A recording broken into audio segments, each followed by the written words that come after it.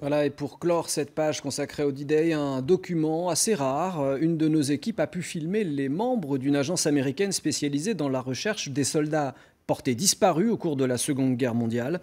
Reportage dans le Calvados de Thierry Cléon, Charles Bézard et Gaëtan Denré.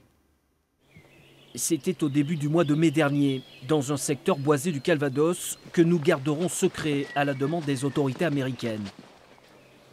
Ce matin-là, et grâce à l'historien Stéphane Lamache, nous avons obtenu l'autorisation de nous rendre sur le chantier de fouilles de la DPAA, une agence du département de la défense des États-Unis.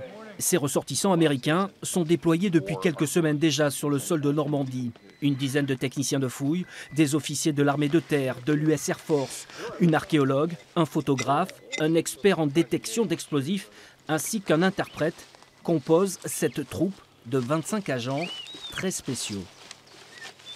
En fait, l'agence qui a deux grands bureaux qui sont en Hawaï et aussi en Washington DC s'occupe de toutes les personnes, à peu près 80 000 personnes qui n'ont jamais été récupérées de la Seconde Guerre mondiale ainsi que la guerre de Vietnam. En gros, en Europe, il y a à peu près 27 000 personnes qui n'ont jamais été retrouvées, à peu près 8 000 de personnes qu'on considère récupérables.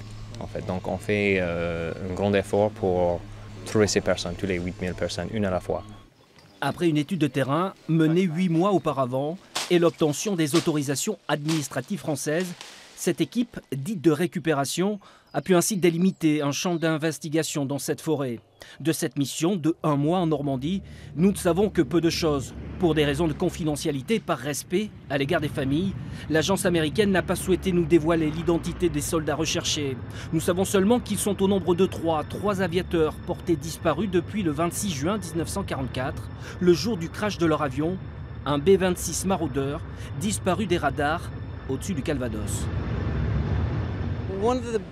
Dans ce cas précis, une des plus grosses difficultés que nous rencontrons, c'est que l'avion que nous recherchons s'est probablement disloqué en plein vol, se brisant en deux. Il est donc évident qu'il aurait été plus facile pour nous de trouver un avion entier que plusieurs morceaux de pièces éparpillées, ce qui rend les recherches plus difficiles. Nous avons tout de même pu compter sur le témoignage d'un habitant du coin qui avait trouvé une pièce de l'avion, et de là, nous avons entamé nos fouilles. Sur ce site, tout est carré, encadré. Une véritable machine à remonter le temps dévore l'espace, 6 jours sur 7, et à raison de 8 à 10 heures de fouilles jour. L'équipe de recherche explore les sols, tamise la terre, en quête du moindre petit indice, matériaux osseux ou bien encore des restes de pièces métalliques, pouvant aider à l'identification de l'avion. Une tâche forcément rendue difficile, 73 ans après. Mon gouvernement nous a donné cette grande chance de venir tout à fait ici en France pour faire ce genre de travail.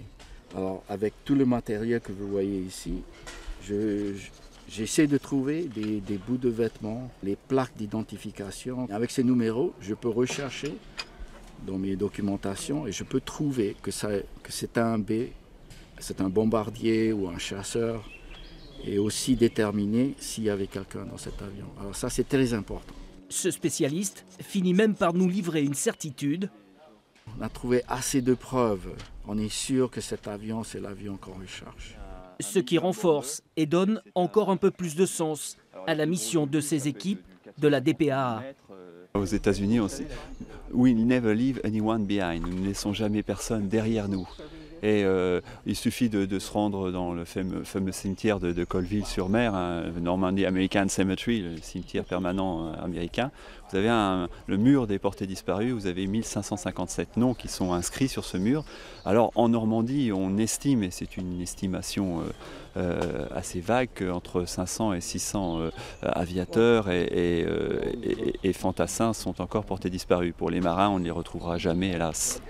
C'est la promesse de toute une nation.